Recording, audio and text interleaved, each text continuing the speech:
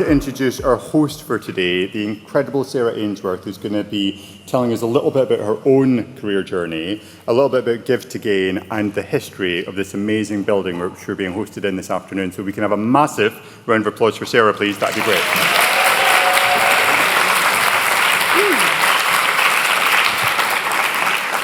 A very big welcome to Central Hall, Methodist Central Hall Westminster. I'm the Chief Executive Officer here.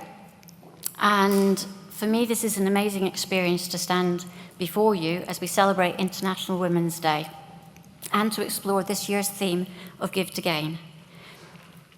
We are very, very fortunate that we live and work now in a time and a place where women's rights have been established. We have the right to own property, to vote, to be educated, to go to university, and to receive equal pay. We are the beneficiaries of rights that were fought for by groups of women later to be known as suffragettes. They gave their safety, their time, and their reputation. They gave, and we have gained.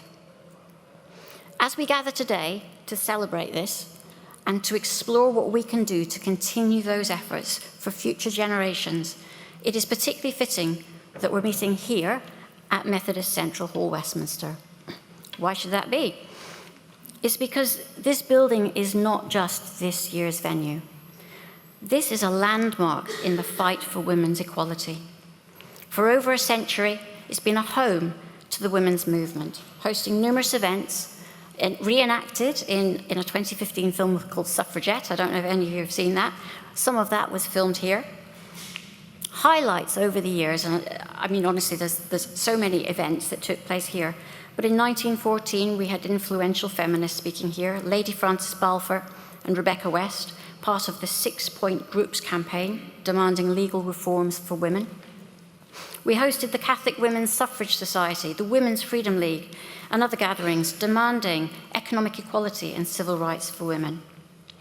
In 1923, nearly every major women's organization gathered in the building for the equal franchise demonstration, pushing for full political equality. In 1943, women were here to support the Equal Citizenship Bill, joined by leaders such as Vera Brittain and Dr. Edith Summerskill. In 1948, demonstrations here demanded equal pay for equal work. The Status of Women Committee met here in 1968, attended by the then Prime Minister Edward Heath and other politicians including Margaret Thatcher, Shirley Williams, the daughter of Vera Brittain, and notable suffragettes including former hunger strikers.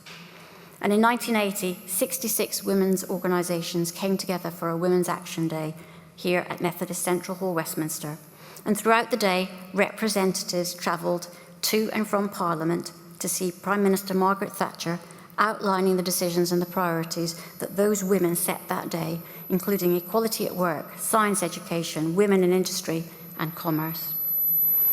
Now, our role today in the UK is slightly less dangerous than that experienced by those early suffragettes, but it's no less important because although we've gained the right to equality, we don't have equality in practice. Today, we still see underrepresentation of women in leadership roles and on company boards, high levels of women in underpaid and insecure professions, and underrepresentation in politics, with less than 50% of MPs, in fact, less than 40% of MPs being women. So what can we do? I believe we can carry on giving to gain, giving our time, our knowledge, provide opportunities and support. I am a personal beneficiary of support offered by women throughout my career. I worked for 20 years in a male-dominated financial institution. I was coached and encouraged by the few handful of women that worked there, and they gave me confidence. But it wasn't until I gave up my own time and knowledge that I truly gained. I volunteered, like many women do, as a school governor.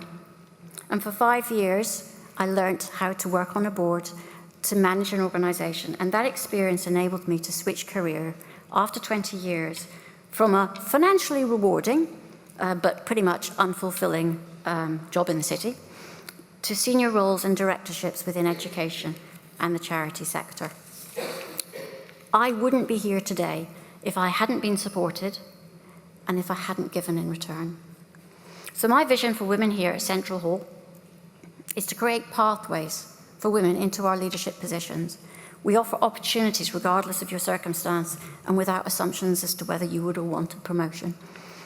We invest in development programs. We equip women with the skills and support they need to grow, regardless of whether that growth is with us or whether it means they will eventually move on. We celebrate any opportunities they take elsewhere. And we work to improve well-being, recognizing the burden of responsibilities that so many women carry. We aim to be supportive, flexible. We trust our team. We support each other when dealing with family emergencies or personal issues. But we're a work in progress. 25% of our non-executive directors on the board are female. We hope to increase that this year by a further 3. Pleasingly, over 60% of our executive directors are women, and over 80% of our leadership team here are women. In the wider church, for the first time in the history of this building, an event space has been named after an influential woman. That woman is Susanna Wesley, known in Methodist circles as the mother of Methodism.